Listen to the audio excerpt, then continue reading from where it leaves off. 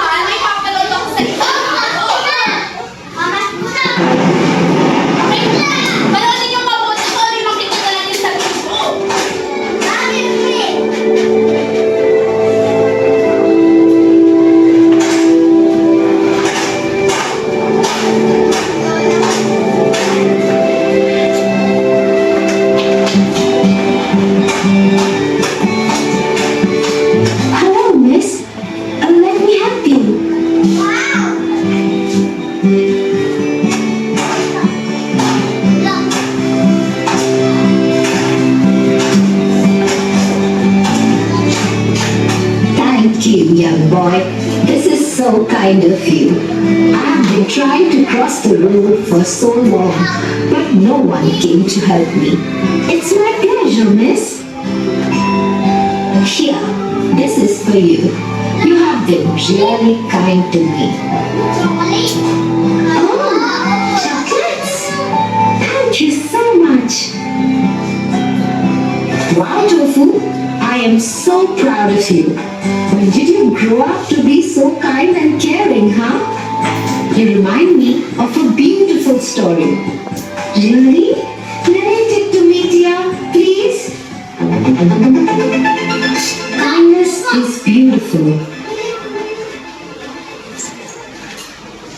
Once upon time, there lived a ferocious lion in a dense jungle. One day, when the lion was asleep under the cool shade of a tree, a mouse ran up and down on the lion, playing around, thinking that the king of the jungle was in a deep sleep. Wait! The king is asleep. I can do whatever I want.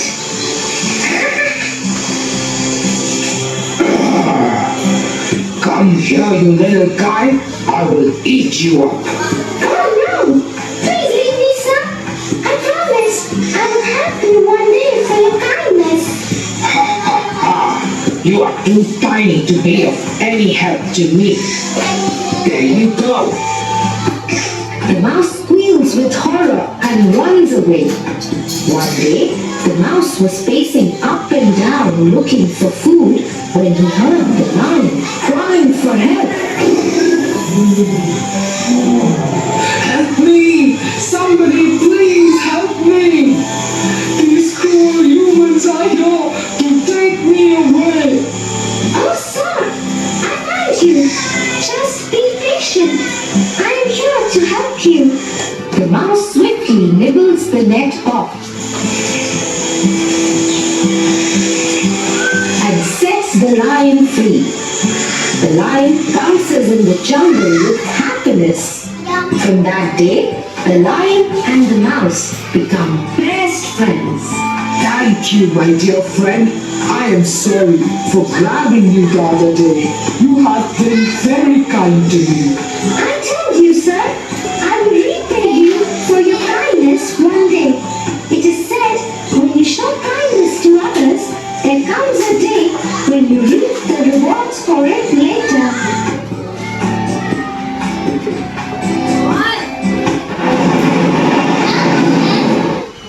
Ano po kaya yung makikita natin sa video na napanood mo na atin?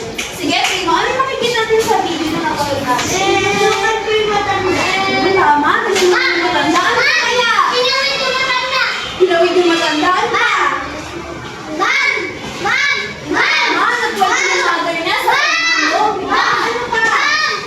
Sige, Tiyan. Tinuruan mo? Oh, tinuruan yung Tagalog. Ano kaya yung aral na matutunan natin doon? Anong aral? Ang pwede natin matutunan sa dito? Oh, tama. Ang aral na matutunan sa dito ay kung maging matulungin tayo, diba? Masaya sa pakiramdam kapag tayo ay tinutulong sa ibang ito. Nayaalan ko siya sa ating last lesson ngayon na ang kamalayan sa damdamin mo. Sino sa inyo ang nakakalat ng kamalayan? Ang ibig sabihin ng kamalayan? Sino? Wala kayo may idea sa inyo? Ang ibig sabihin ng kamalayan ay parang ang ibig sabihin ay kayo makaliit. Sabihin, parang naano natin yung mga damdamin ng iba, parang pinagdamalan natin ang damdamin ng iba. Ngayon naman, may papakita ko sa inyo mga larawan. Ano kaya ang nasa larawan na ito? Sinatawid mo? Matanda! Tulad sa video natin kanina, di ba? Sa paanong paraan kaya natin pinapakita yung kamalayan ng damdamin natin sa isang matanda sa